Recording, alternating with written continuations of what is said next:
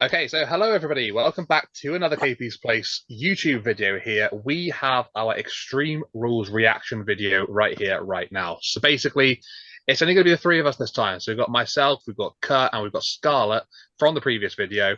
Ishmik, Danny McMahon, is not going to be available for this due to technical issues, but hey, we'll see him in a future video from here on. Basically, we're going to be talking about all the matches. We're going to go through everything, how we saw it go down. And we're going to be giving our ratings of the matches afterwards as well. So let's get started with our first matchup then. And that matchup was the good old-fashioned Donnybrook match featuring the Brawling Brutes, featuring Sheamus, Butch, and Ridge Holland. And then obviously got Imperium, Gunter, Fabian Eichner, and Giovanni Vinci. So this match was a fantastic way to kick off the show. It was chaotic, it was carnage, it was full of animosity between the two. Obviously, lots of history between these guys going into this match, and they needed something like this to really sort of like kick up this rivalry. I don't think it's going to be ending here. I think it probably is going to continue to go on, but this was a fantastic way to open the show. So obviously, as I said, it was full of crazy situations in the match. So obviously, you had weapons aplenty, you had intensity, you had all these guys going at it, and eventually, obviously, it ended up with the Brawling Brutes getting that victory. Now, in our previous video, we discussed it and we said that that was the way it was going to go down. We were right, obviously, in the situation.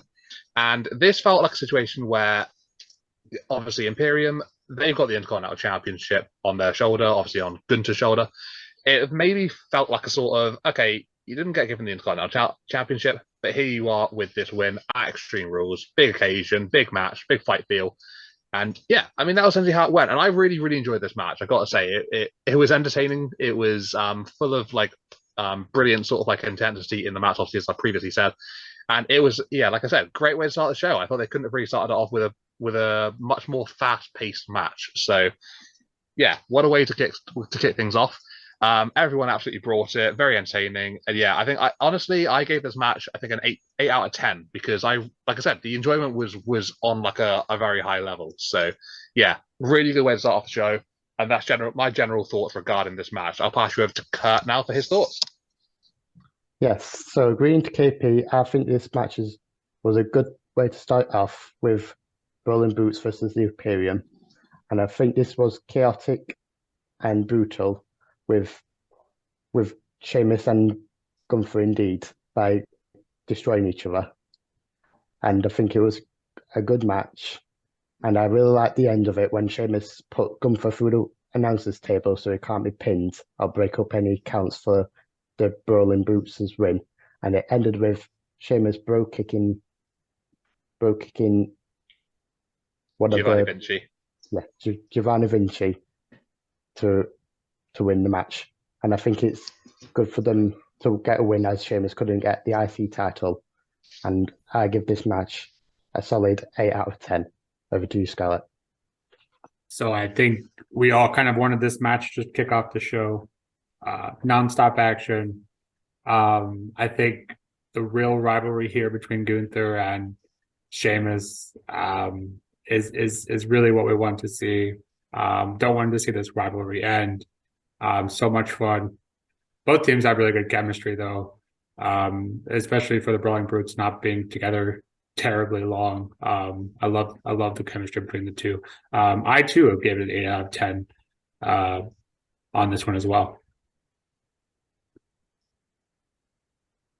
All right, so there we have it. We're all pretty much in agreement there, which is pretty cool. But yeah, it was fun, right? It was a really fun way to start the show, and I think they basically said this is how we're doing it.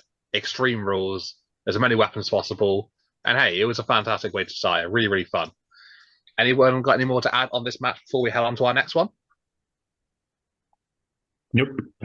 Nope. Cool. Let's crack on. Our next match was the Smackdown Women's Championship match. This was a Extreme Rules match, also very fitting for the premium live event name. And obviously, you had Ronda Rousey challenging Liv Morgan for the championship. Now, this match, obviously, it's very fitting for the event. It had a lot leading up to it in terms of Liv basically making this ascent to try to get to Ronda's level, right? Ronda's obviously been this baddest woman on the planet for a reason. And Liv Morgan is the kind of champion that hasn't really been on that sort of same level of animosity as Ronda Rousey has. So the build for this one was basically just, can Liv match Ronda's intensity? Can she, live up to the Extreme Rules stipulation? And honestly, I think Liv really showed signs of promise in this match. I thought she delivered in some areas. I thought she was a lot better than I expected her to be. She grasped the Extreme Rules stipulation quite well. And hey, she wasn't able to obviously get the win over Ronda Rousey, who obviously became the new champion, dethroned Liv Morgan. But I see a big improvement in terms of Liv Morgan in what she was able to bring to the match. So I think that in itself is a good point to bring up for that. But I mean, there's some of the moments there of the match. Obviously, you had the moment where Liv Morgan put Ronda Rousey through that table with the senton. I mean, that was a pretty cool moment. The finish was a little bit odd. Obviously, you got Liv Morgan sort of smiling her defeat away. Maybe, I don't know, reminiscing in her moments of being the champion. Maybe she knew she was done and she was just enjoying her last couple of moments. Hey, I don't know if I'm reading too much into that, but perhaps that could be the situation. But yeah, honestly, it was better than I expected it to be in terms of Liv's involvement, and I quite enjoyed it. It was a little bit of fun, right? It wasn't so much fun as the match beforehand, but hey, I think it deserved a place on the card, personally, in my opinion. I gave this one a 7 out of 10, and yeah, I think that's a fair sort of way to basically to justify that, because these two did have a much better match than obviously the one they had at SummerSlam. So that's obviously a point that you can take from it as well. But hey, 7 out of 10, I quite liked it. It was a fair bit of fun, and Liv stepped up. So Kurt, what would you like to say, bro? For me, I've been enjoying this match. Even though we didn't have a return, which we were kind of expecting, I did still enjoy this match, and I did want Ronda to win, because I feel like Liv's gonna move on and be like a heel now, as she's not the SmackDown Women's title, and Ronda will be having people have more like higher people, like athletes like Raquel, for example. So this match has been good, especially the power bomb through the table and the new submission of Ronda. And I give this match an 8 out of 10, same as the last one, over to you, Scarlett. So we do not disagree often, but this is going to be one of those instances. I had high hopes, and maybe that's on me for having too high hopes for this match. Nothing Liv did in this match looked good to me. We're going to start, for example, the bat. The bat was silly. I mean, were we supposed to take that as a real bat? Because honestly, she should have just used a kendo stick, because then at least she could have hit her a little harder. It looked like she was trying not to hit her, to hurt her. Same goes for the chair shots. Those look terrible. I'm sorry. I just did not care much for this match. The table spot was cool. The ending was weird though, and this match just was not for me. And I think Liv needs to go back to the drawing board after this. I just didn't do much for me. I think this is just an example of WWE should not always listen to the fans. I'm sorry, guys. I gave this match a 4 out of 10. Wow, bold statement there. I mean, honestly, it's not the most far-fetched of a opinion to have, to be honest with you. I think the bat was almost like an act of desperation, if you will. The start of the match, Liv Morgan looking to basically try and get it as desperately as she could. And, Ronda basically had a number from the start. I get that, yeah, she could have been a bit better in this match, but I think purely for the signs of improvement, that's why I sort of liked it more so. But hey, you did say that maybe you hyped up a little bit too much in advance. I didn't hype it up maybe anywhere near enough. I don't know. Maybe that's where we sort of just differ there. But yeah, I completely understand what you're saying, to be fair. I can agree with that. Kurt, anything to say to that, bro? Not really. All right, cool. So we've got the strap match. So Drew McIntyre and Karrion Kross. So honestly, this match was supposedly to be a big fight, right? It was meant to be these two going at each other. You couldn't escape, you couldn't run from each other. And it was meant to be high intensity and just absolutely vicious between these two warriors, let's be honest. But it didn't really sit with me as well as it could have done. So, like, don't get me wrong, I thought in terms of a strap match, it was fine. Like, it delivered in what it was needing to do. But I walk away from watching that match from thinking, like, well, what position are these guys in now? Are either of them really elevated at all? I don't think so. Obviously, Drew McIntyre lost the match, so he's not going to be elevated. He lost to Karrion Kross. But Karrion, he dominated for large points of this match, right? And he was very, very like in control of the match. Eventually, it got to a point where Drew McIntyre was feeling it again, got back into the picture, was ready to claim more Karrion Kross, and obviously you get Scarlett in the end there with a pepper spray, spraying it in Drew McIntyre's face, costing him the match, and then obviously Karrion just basically deals this big lariat to the back of the head, and obviously gets the pin. It just felt to me like no matter how much Karrion dominated this match, he never really did enough to put Drew McIntyre away. And it just felt a little bit, I don't know, lackluster, I suppose. Don't get me wrong, I don't know if it's maybe my thing with a strap match. Maybe I'm not particularly happy with them. Maybe I don't enjoy them as much as I should do. I don't know. But yeah, it didn't really sit with me. And honestly, I think it could have been a much better affair. But hey, I don't know. I don't know if that's what they meant to do, but it just didn't really seem as Karrion Kross needed to be a bit more dominant, needs to be a bit more physical, needs to be a bit more brutal with it. It didn't really sit with me that way. But yeah, I said it was a subpar ending in my description here, and I fully agree with that now. But yeah, I gave this match a 6 out of 10 because I honestly didn't rate it. Just genuinely didn't. But yeah, I'll go over now to Kurt. I'll get your opinions. So same with KP. I didn't really think this match was. I wouldn't say it was really extreme enough. Like you thought a strap match should be like.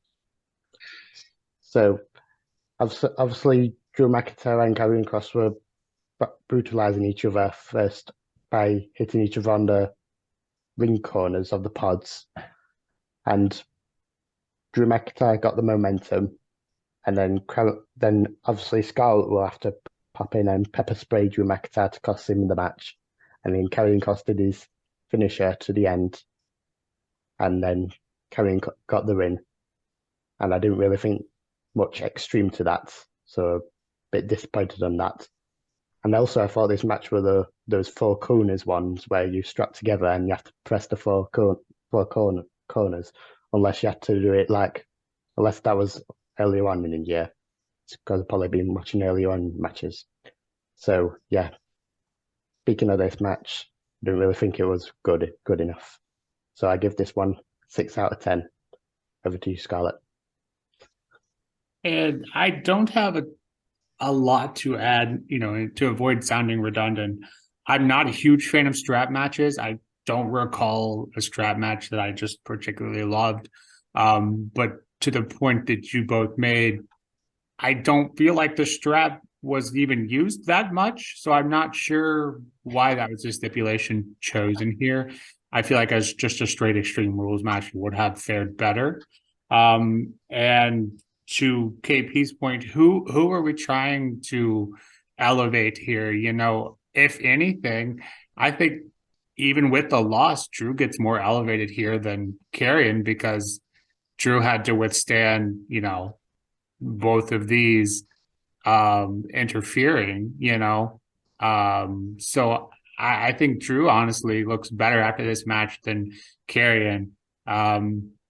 I love Karrion. I love his gimmick, but I feel like Scarlett got just as much offense in here as Karrion. So to me, that just makes it seem like, well, okay. And this is a within WWE problem of having constant interference for the heels. But honestly, I think her interfering makes Karrion look worse. So wasn't a fan of this match. Gave it a 5 out of 10. Yeah, we're all pretty much in the same sort of situation there, so I can understand that. Not much else needs to be said regarding that, I don't think. So shall we move on to our next match then? Our next match was the Raw Women's Championship match. This was a ladder match. So Bianca Belair, the champion, defending against Bayley. I had extremely high hopes for this match going into it. I thought maybe on another day it could have been the main event, but hey, that's what it turns out to be. This match was great. I thought it was a lot of fun. It was basically, it went how you expected it to. You had a situation where Bianca was getting on top. You had damage control come in, and then basically it was similar things to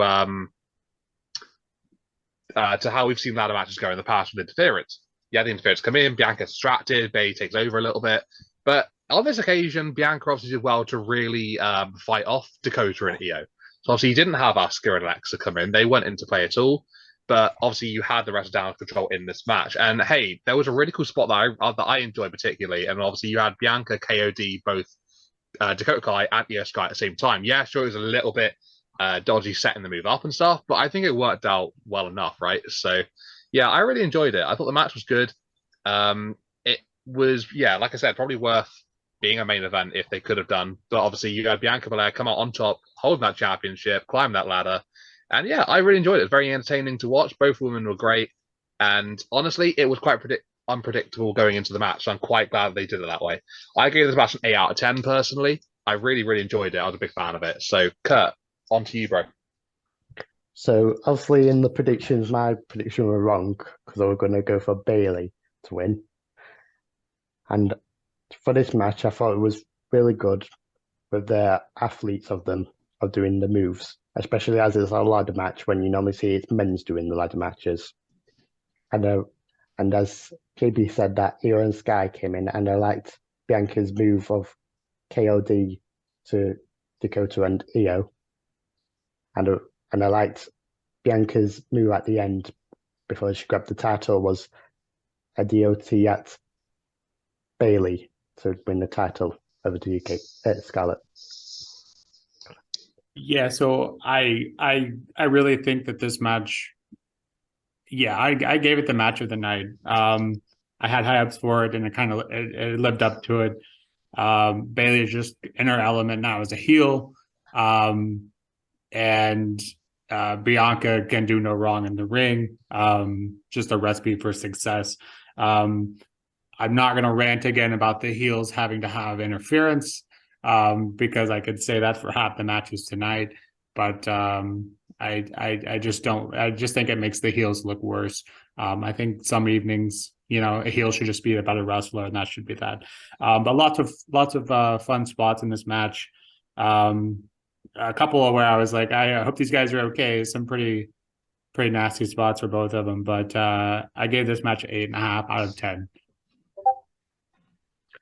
One second before we move on, I just forgot to do my ratings. So I give this one an 8 out of 10. Back to you, KP. No worries, Kurt. Thanks for that, bro. Yeah, I think we're all in agreement. We all really enjoyed the match, and it was a lot of fun to watch. We should move on to our next match now, which is the I Quit match. And this match, obviously, Edge taking on Finn Balor. Honestly, fantastic. Genuinely class storytelling in this match is what I take from it. Like, obviously, I'm a big Edge fan anyway, and I like Balor as well. Judgment Day have been definitely on the up recently. So this match it went the way that I thought it would go. It was gripping, it was compelling to watch, and obviously when you had the moment with Beth coming in at the end there, getting that key off of Rhea Ripley, letting Edge go, and then obviously Beth being involved in the finish by basically getting the concerto and Edge forcing to be said, I want to say I quit. Fantastic. Loved every moment of it. Thought it was brilliant, and I was hooked at the end there. Like, I didn't want it to end. But obviously, very much like high intensity, big match feel, personal rivalry here. And yeah, I gave this one an 8 out of 10. So equal sort of like standing to the women's ladder match. Kurt, over to you. So with this match, for me personally, I think this was the best match of the show, of the Extreme Rules show. So we obviously had Edge and Finn battling each other outside on the crowd as well. And then when they went back in the ring, when Edge had the momentum like going to win Finn, then Judgment Day come out and try to attack Edge. But Edge firstly attacked them both back, and then Ray came out and tried to help them, but they attacked him as well. And then when Edge beaten them off, he gave Finn three spears, and then that's when they thought it was the end of the match, when Edge were going to do that submission move like he did to Roman Reigns at WrestleMania. But then Beth Phoenix returned and kendo sticking Finn and battling against Rhea. And then obviously you see in the bottom left picture of them holding Edge and saying that if you don't say I quit, I will put the chair on Beth Phoenix. But he says I quit, but they did it anyway, knowing Judgment Day, because they won't take anything. So personally, I think I gave this a 10 out of 10 match, because I think this is best match of the show. I thought this match should have been the main event match. Could have been good. Back to you, over to you, Scarlett. Yeah, and I think had we all known what the main event match was and how it went down, but we'll get to that later. I think I too agree that this should have been the main event. Tons of action in this match, really fun moments, and a brutal ending. It gives you everything a wrestling, everything you expect from a wrestling match. My only complaint would be I wanted to see Finn and Edge wrestle more, just one-on-one. But they probably could give me, 2 or 3 matches in a row, and I'd still want more of that. So really good match. I give this one an 8 out of 10. Yeah, I love that we're all loving this match because it really was quality. So yeah, let's quickly move on to our last match then that we had, which was the Fight Pit match. And obviously we had Seth Rollins taking on Riddle with Daniel Cormier as the special guest referee here. This match honestly was fine. It was good. And I was enjoying it, to be honest. There was a point where I was really liking it, and then it ended. So I was like, oh, okay. I think it could have been longer, to be honest with you. Like, that was my only real grief with this match. Like, it sort of like slowly built up, and then it eventually got quite interesting. I was really behind it, and then obviously it sort of ended, I thought, really out of nothing. But hey, Riddle got the victory, which is how I thought it was going to go down. I think he deserves a big win over Rollins after all this. So yeah, hopefully it looks like now they've gone their separate ways, so that's good. But it's always good to to look back on this. It was a great rivalry. Obviously, Daniel Cormier didn't really do too much. He had a couple of little interferent moments at the start, but there we go. Riddle walking away as the winner of the match. I'm not going to talk about what happens afterwards just yet. So I'm going to say my rating, which was 7 out of 10. We'll talk about the afterwards in a moment once we've gone round. So Kurt, over to you, pal.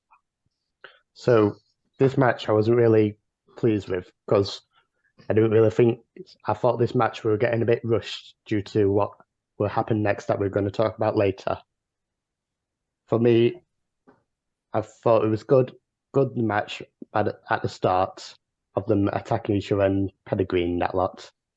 For me, the ref wasn't really that do much. He just told Riddle and Seth Rollins to don't touch me because I'm the ref, like normal refs do. He didn't really have a special role to it, like attacking wrestlers like special guests normally do. So for me, I give this a 5 out of 10. And I noticed Seth Rollins came out with the Rob Van Dam gimmick on, and that's a bit what I like about it, and the entrance coming out. So personally, I gave this a 5 out of 10. Wasn't really that keen on it because I felt it was getting a bit rushed due to what's happened next. So I'll pass you over to Scarlett to talk about his predictions. Yeah, and I think in DC being in this match, I kind of question. I don't know what the point of it really was. I think we all kind of thought we were going to see some sort of siding, whether that be on Riddle or Rollins' side, but it really didn't seem to be that way. He kind of laid down the law in the first couple minutes, but outside of that, there really wasn't anything else that came into play here. I was surprised at the ending. Again, to kind of what KP was saying, if this match had another 10, 15 minutes to it, I think, and Kurt as well, I think you have a pretty good match here. It just felt a little sudden. Maybe they were rushing to the end. And I'm also, maybe the Fight Pit was supposed to provide more, stipulation. I just didn't quite get what the point of having that was, outside of just the background of Riddle. I gave this match a 6 out of 10. All right, so yeah, we're pretty much all in the same sort of situation there. I did like the senton that Riddle delivered off the top of the platform. By the way, I forgot to mention that earlier on. But yeah, anyway, on to what happened after this match. Immediately after this image right here, so we had the return of none other than Bray frickin' Wyatt, and it was fantastic. We've been expecting this for a long period of time now. And hey, they freaking delivered. They delivered monumentously because it was brilliant. The pop, the crowd were absolutely sensational. Shout out to them because they were brilliant and they gave this man the credit that he deserved. One of the great creative minds in terms of talent as well here. So yeah, it was brilliant. The Funhouse characters, obviously, being portrayed in the crowd, that was great. They showed the Funhouse and it being like a dusty, abandoned state. The opening of the door, maybe a homage to Luke Harper there, perhaps, which was a nice touch. But hey, Bray Wyatt coming out at the end, it was freaking brilliant, and I loved it. Kurt, over to you, bro. Yeah, for me, this was a surprise for me. I was having a feeling that Bray were going to return some point. First, I thought it was in the match, but they leave it till the end, which was good because they showed us the door and stuff, and obviously they showed us the puppets there. And for me, I like this one, so I give it to Scarlett. So go with the Scarlett for this.